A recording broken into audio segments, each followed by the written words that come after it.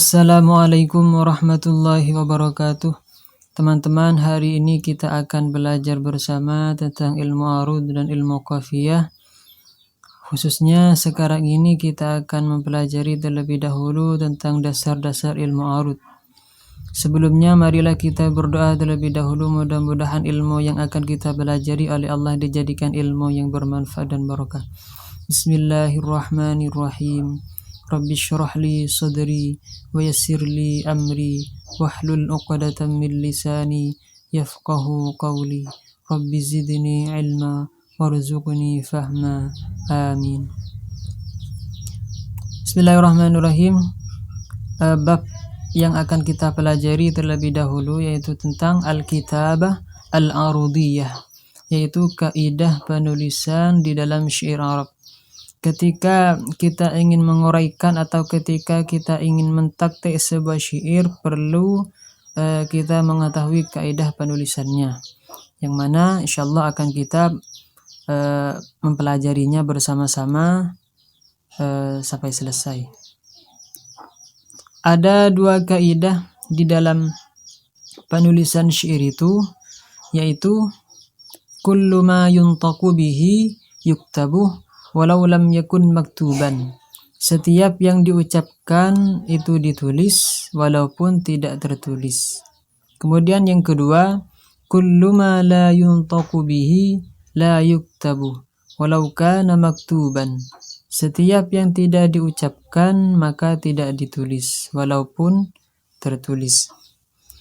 Sekarang kita akan belajar dulu yang pertama, yaitu kullu ma yuntaqu bihi yuktabu law lam yakun maktuban. Di sini kita mempunyai 6 poin yang insyaallah akan kita bahas satu persatu. Oke, langsung saja tentang poin yang pertama, yaitu fakku idghamil harfi al-musyaddadi, menguraikan huruf yang bertasydid. Kaidah yang pertama di dalam penulisan ilmu arud adalah menguraikan atau melepas huruf yang bertasydid. Misalnya ada contoh madda. Misalnya kita menemukan syair yang bertasydid madda. Maka penulisannya di dalam syair Arab itu ketika mentaktik ditulis dengan madda secara terpisah. Yang awalnya bertasydid kita tulis menjadi 2 huruf. Kemudian kita cari contoh lagi. Misalnya harrara.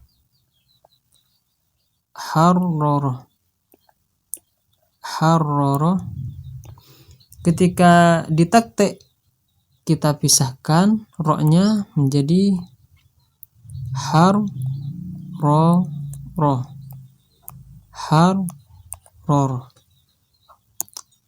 Yang tasydid ini menjadi 2 huruf. Kemudian kaidah selanjutnya yaitu tuktabu al-maddatu hamzatan ba'daha alif. Menulis mad dengan alif setelah hamzah. Contohnya misalnya ada lafaz amana.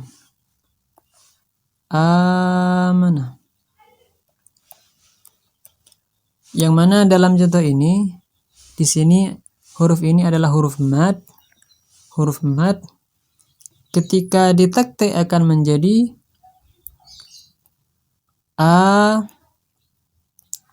mana. Mohon maaf teman-teman, tulisannya jelek. Amanah, yaitu alif setelah hamzah. Alif setelah hamzah menjadi amanah. Huruf mad menjadi alif setelah hamzah. Maka diuraikan seperti ini ketika kita mentaktik sebuah syair Arab. Kemudian selanjutnya yaitu yuktabu at-tanwinu nunan sakinatan. Ketika kita menemukan syair yang bertanwin, maka tanwin tersebut kita ganti dengan sukun. Contohnya misalnya kita menemukan lafaz jabalun.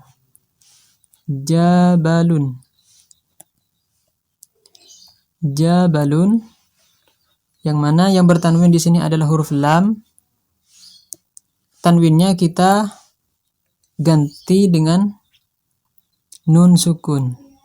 Kita ganti dengan nun sukun, maka akan menjadi jabalun. Jabalun. Akan menjadi jabalun.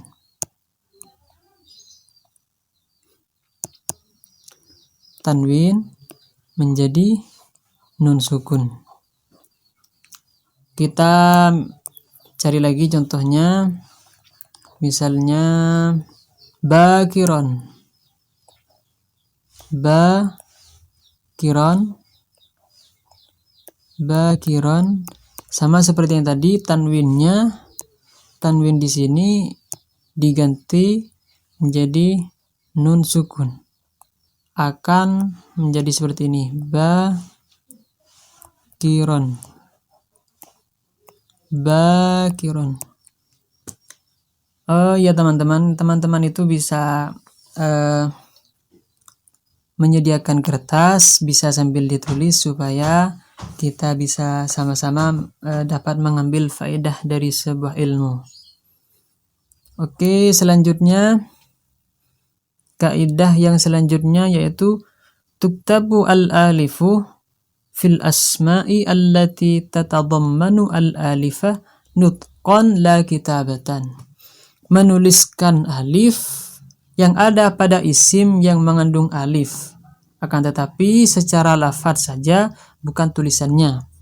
Misalnya lafaz hadza.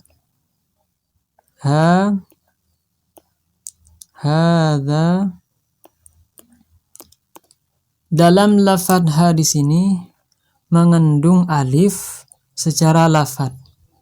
Maka daripada itu, ketika kita mentaktik sebuah syair, kita tulis alifnya. Za. Maka akan seperti ini. Kemudian contoh lain, misalnya lafaz Allah. Lafaz Allahu. Allahu. Maka cara mentaktiknya menjadi alif lam alif ha.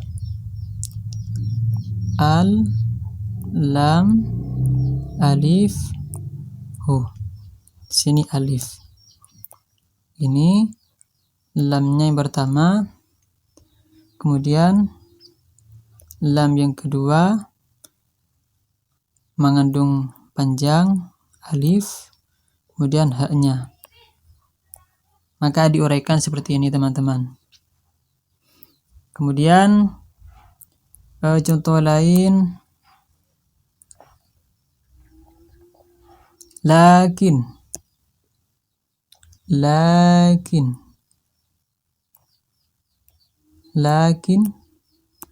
sama seperti yang tadi, alifnya ditulis lakin. Maka seperti ini teman-teman. Kemudian kaidah selanjutnya yaitu menulis huruf yang sejenis dengan harokat hak dhamir mufrad muzakkar ghaib apabila diisbahkan. Contohnya seperti lafaz lahu.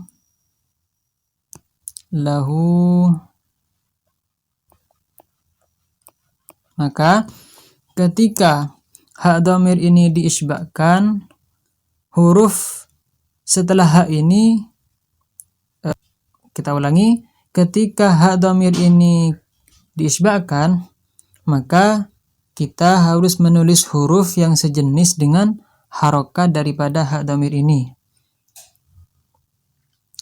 Kalau dalam contoh ini hak dhamirnya berharkat dhammah, maka huruf yang sejenis dengan harkat dhammah adalah huruf waw. Maka akan menjadi seperti ini. Lahu. Kemudian contoh yang lain, misalnya bihi.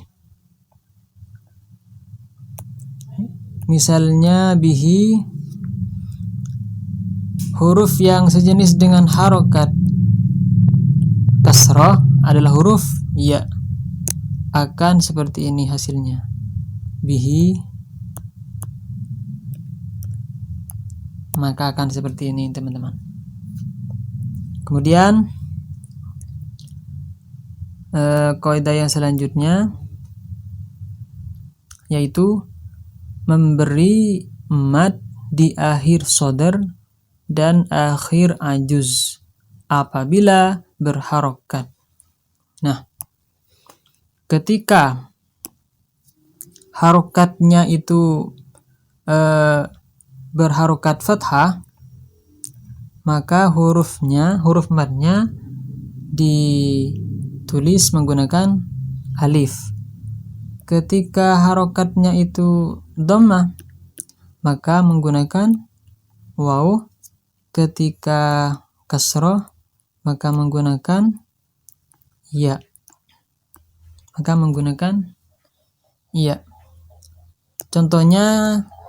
Contoh yang alif, misalnya lafaz ataka.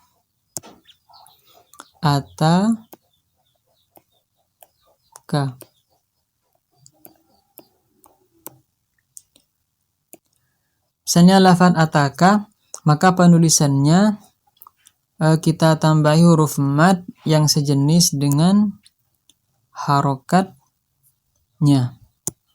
Harokat yang sejenis dengan fathah. Maksudnya huruf yang sejenis dengan harokat fathah sebagaimana yang tadi adalah huruf alif, maka penulisannya akan menjadi ata.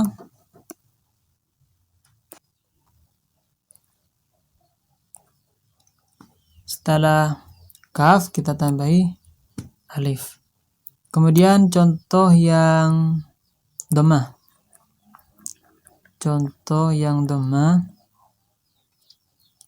Misalnya lafaz iyabu.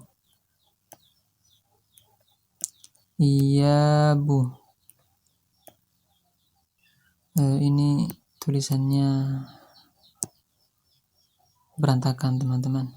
Iyabu,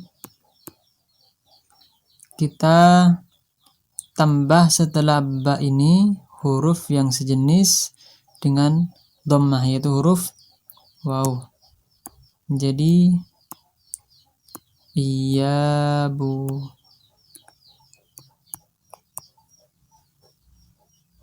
Kemudian contoh yang kasroh.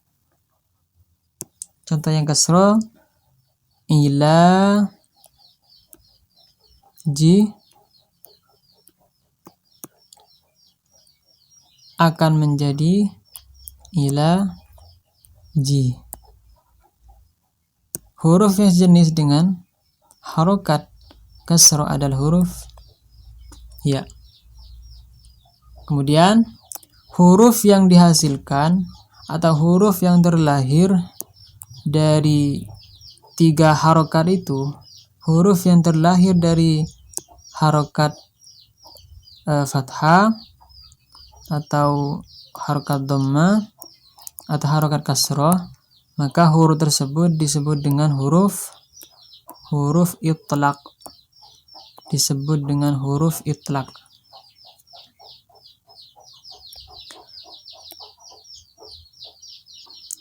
Mungkin sampai di sini dulu teman-teman. Untuk yang selanjutnya insyaallah akan kita lanjutkan pada video yang selanjutnya supaya tidak terlalu panjang teman-teman. Bismillahirrahmanirrahim. Subhana rabbika rabbil izzati amma yasifun. Wassalamun alal mursalin. Walhamdulillahi rabbil alamin.